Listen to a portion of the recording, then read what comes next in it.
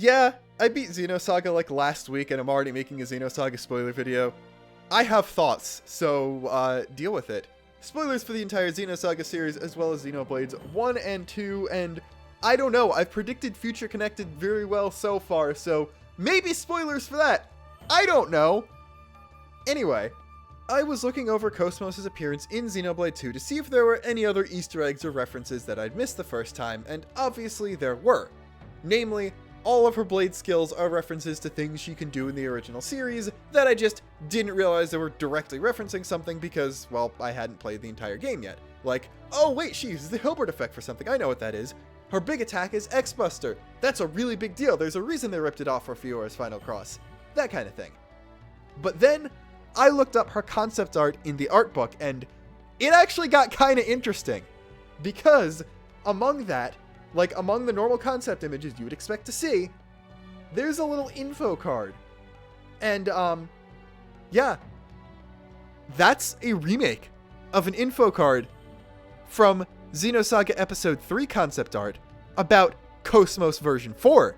And not only is it a remake of the thing, with similar formatting and stuff, but there are differences. And those differences are really, really interesting. So let's talk about the Saga 3 one first. The only weird thing about this card is the fact that the year on it is wrong. It says 4770, and that KOS-MOS was built in 4767 and rebuilt in that year. Well, 4767 is correct. That is the year Xenosaga 1 and 2 take place, and KOS-MOS is officially considered complete, I guess, because, well, she wakes up and starts doing stuff, so I guess we can't say no to her own face. So that's correct, but KOS-MOS is not rebuilt in 4770, because, well, 4770 never happens in the series. Episode 3 takes place and ends in 4768. And to add another wrinkle, KOS-MOS was fixed when the entire party was stuck in the past, and that was during the Miltian conflict, which was 4753, so no matter what way you look at it, that date is wrong.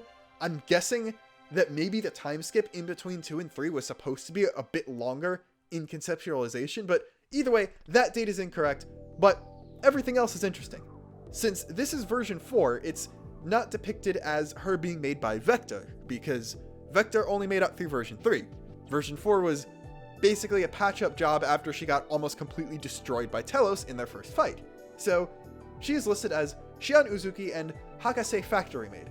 Hakase is the Japanese word that translates to professor, so this version was made by Shion and the Professor Robot Factory. So, obviously the Professor and Scott helped out, they gave her Erde Kaiser parts, and it looks like Alan isn't counted here, and Alan was apparently a very important part of KOS-MOS version 4, but don't worry, he is counted because the Professor considers Alan assistant number 2, so he's under the Professor Factory. Shion's just a freelancer here.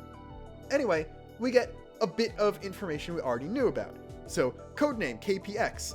That's supposed to say serial number, but Asian language, so it's an L instead of an R. The interesting thing here is her serial number is given as 8 zeros and then a 1 in episode 1 when there's, I think, 15 zeros here. So my guess would be that she has the same serial number, but the formatting was different because this is her Professor Kukai Foundation Robot Factory serial number as opposed to her Vector serial number. I don't know. Then it's Human Type Body version 6.02.493b. I don't get this because she's version 4. I'm guessing this is the OS, where it's OS 6.02493b, which doesn't make sense because it's Human Type Body version that. I guess the archetype was version 1, and then they went through version 2 to the point where this is still her version 6 frame, but it's overall Mark IV of actual KOS-MOS. I don't really know. Then, yada yada, built 4767, rebuilt 4770. It's supposed to be 4768. And then Meister, I don't know why it says Meister there, but it says, it's basically who created her, who signed off on it. Shion Uzuki, Alan Ridgely, Hakase, Professor, and then Scott-kun. It's Scott. It's just Scott-kun because honorifics. So, yeah, okay. That's information about KOS-MOS. But let's go back to the Xenoblade 2 art book. KOS-MOS refrain XXXX, unknown year. But Vector Industry Second Development Room made.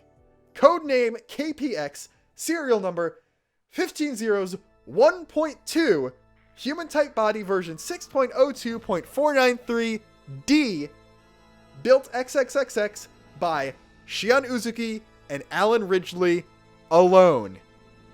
So what is this? Is this just an Easter egg? There are other Easter eggs to other Xeno games.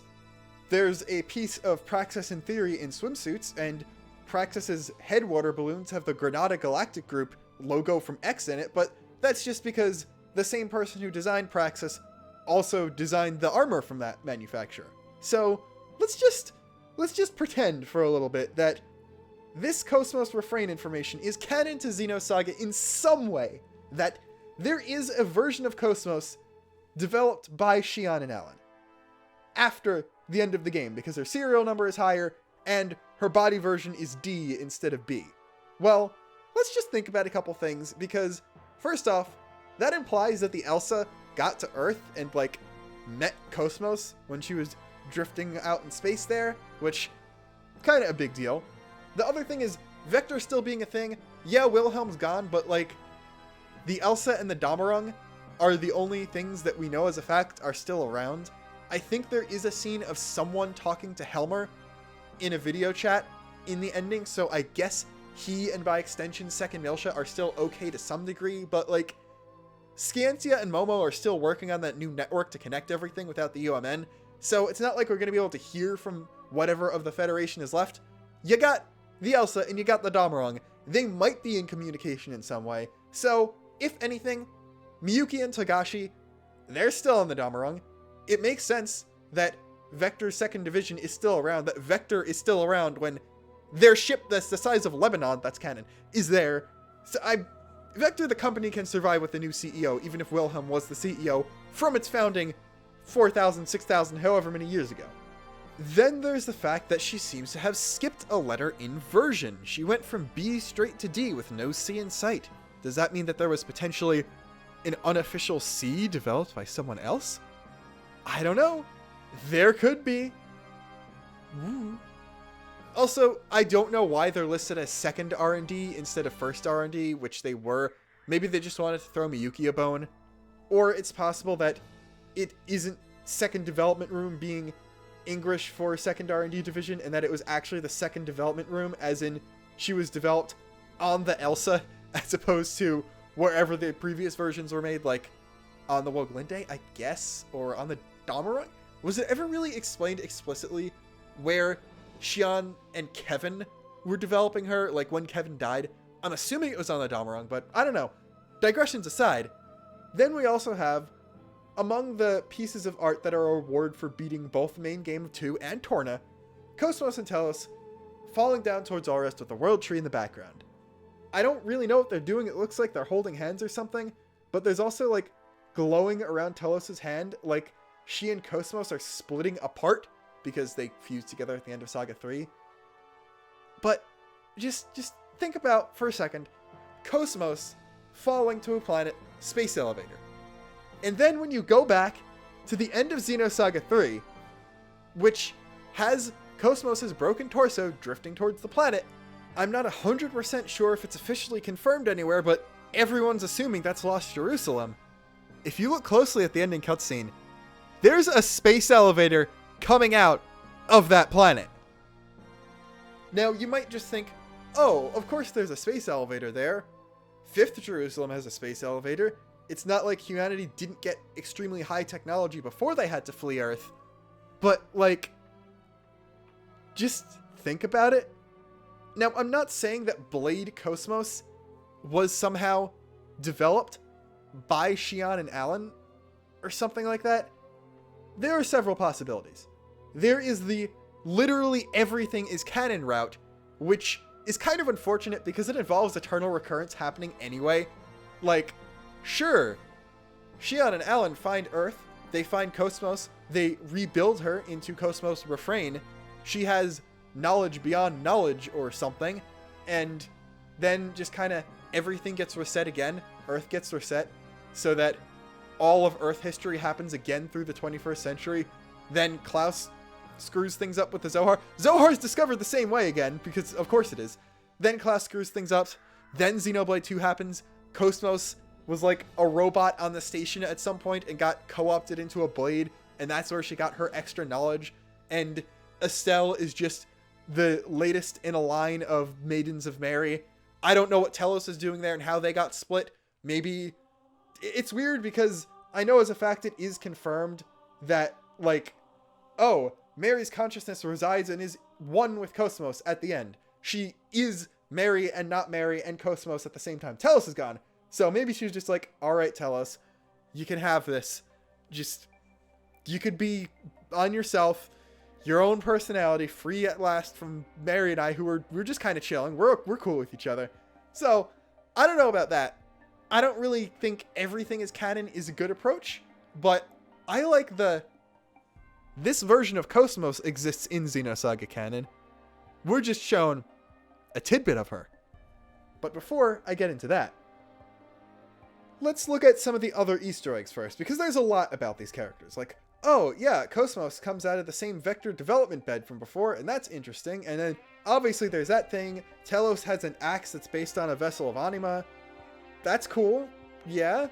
But if you look at T-elos' concept art, I am blocking this out partially for very good reason, because she is wearing strapless panties right now. I'm going to leave it at that. You can find the scans yourself.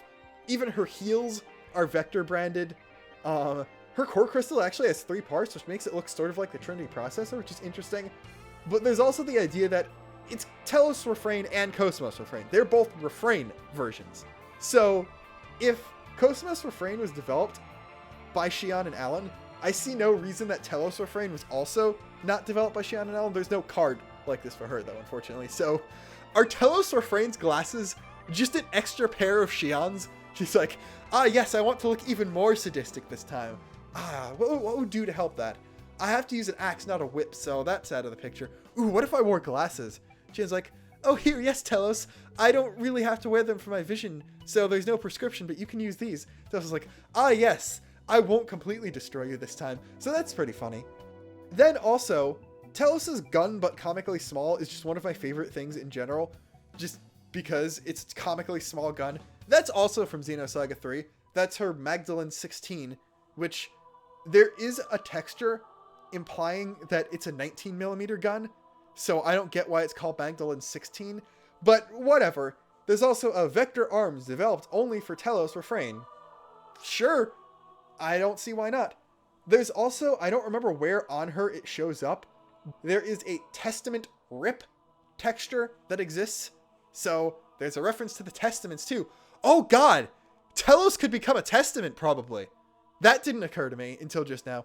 Anyway, there's also a shell from the phase transfer gun KOS-MOS used to reveal the Song of Nephilim in episode 1.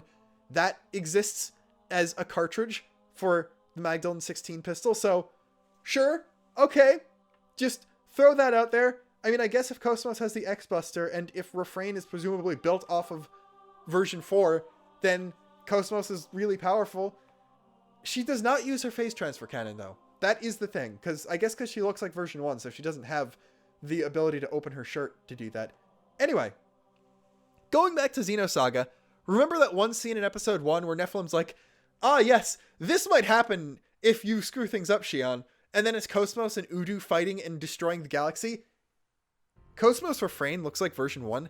KOS-MOS was in version 1 with a tertiary weapon system in that scene. This could happen now.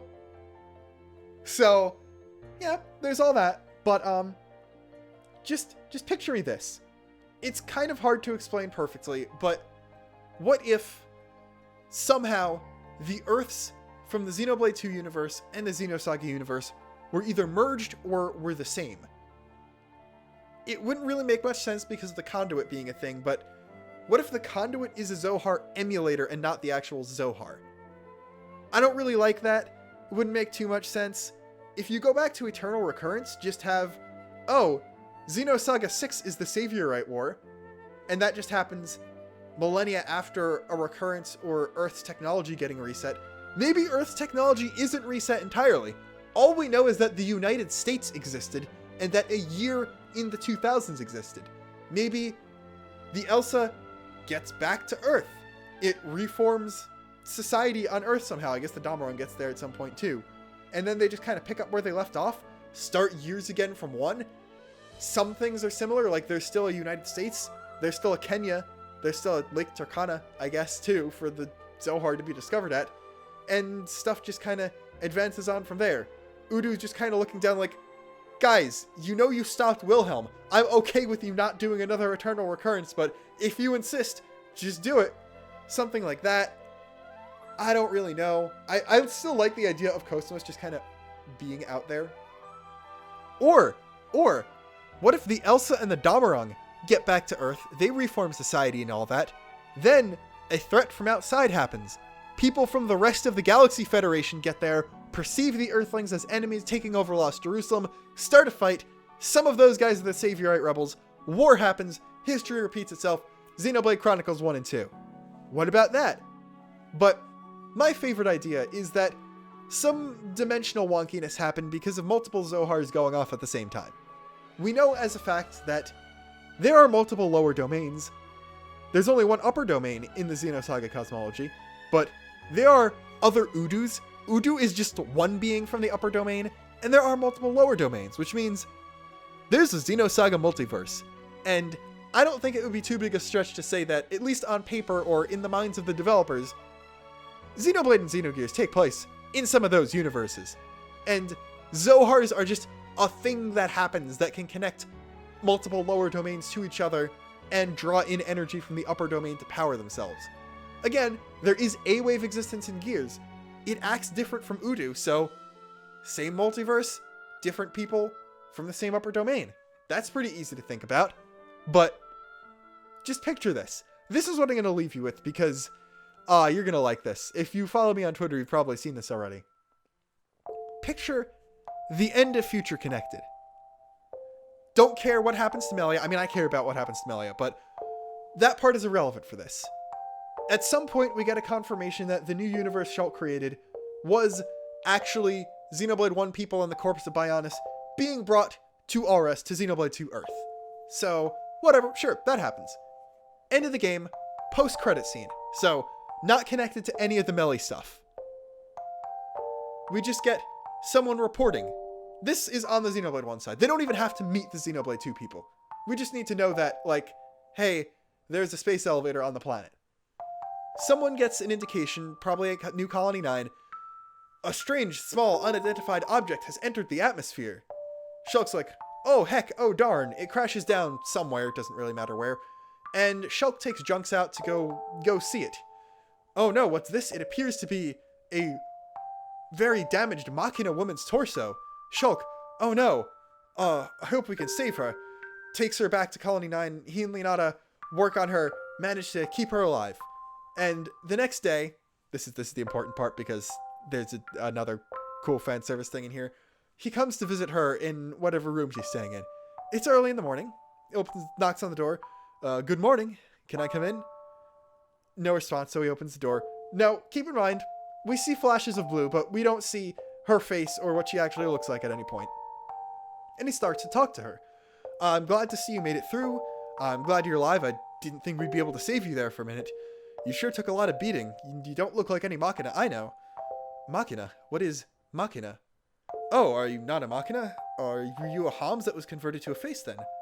Homs? Face? These words do not register in my database. Oh, so you might have been from that other world that I've heard about? You're not from Bionis or Mechanis, are you? I do not know. Bionis. Mechanis. Huh? And just keep going on being confused. Then Shulk's like, okay, I don't quite get it. Could you just introduce yourself? She stands up. We get a shot. And then, obviously, we get the entire spiel from the beginning of episode 1. I'm an anti-Gnosis battle android developed by Vector Industries, the Kukai Foundation Robot Factory, and Ms. Shion Uzuki. Serial number 0000000000000001. Codename KPX. Unit designation KOS-MOS. Cut to black. To be continued in Xenosaga Episode 4. The thing you see is KOS-MOS refrain is canon, but she isn't canon to Xenoblade 2. KOS-MOS lands on that planet, gets rebuilt by Shulk and Lanada using Machina technology. That is 6.02.493C. That's just enough to hold out. She's replica Monado KOS-MOS. Just think about that for a bit. That's just good enough to hold out until the Elsa gets there. Xion comes back. They have an awesome reunion. Lots of hugs happen. And she gets rebuilt into KOS-MOS Refrain. A reinvention, starting over from the beginning, but with more power. T-elos doesn't even need to be there. She doesn't need to be canon. It's KOS-MOS that's a big thing. And then something happens, probably using multiple universes Zohars to fix the problem that the Xenosaga one is having. Or something like that. That would be kind of cool. Just food for thought. Will they ever get a chance to make new official Xenosaga content? I don't know. KOS-MOS and Fiora have some amazing interactions in Project Cross Zone too. Apparently, I have not been able to verify this because both of my 3DSs are broken, but apparently it's implied somewhere that KOS-MOS or Mary was Galea's mentor through conversations with Maineth, because KOS-MOS is in version 4. It's implied that she's from the middle of episode 3 because T-elos is there and trying to finish their fight. And she switches between KOS-MOS and Mary a lot more frequently than she did in the actual game. And then Fiora is explicitly from right before the Agnirtha Egil fight, and she switches between Fiora and Maineth. So not only do you have Fiora and KOS-MOS interacting, but you have Maineth and Mary Magdalene interacting. And apparently it's implied that Maineth has Maineth's memory, like Galea's memories, and that I have no confirmation of this, but she apparently refers to either KOS-MOS or Mary as a mentor, a sergeant, or an instructor, which that brings out a bunch more possibilities too. But just, even if this means nothing, there's a small bit more Xenosaga lore in Xenoblade Chronicles 2, and I think that's pretty neat. Until next time, this is a very hyped Luxon, signing off.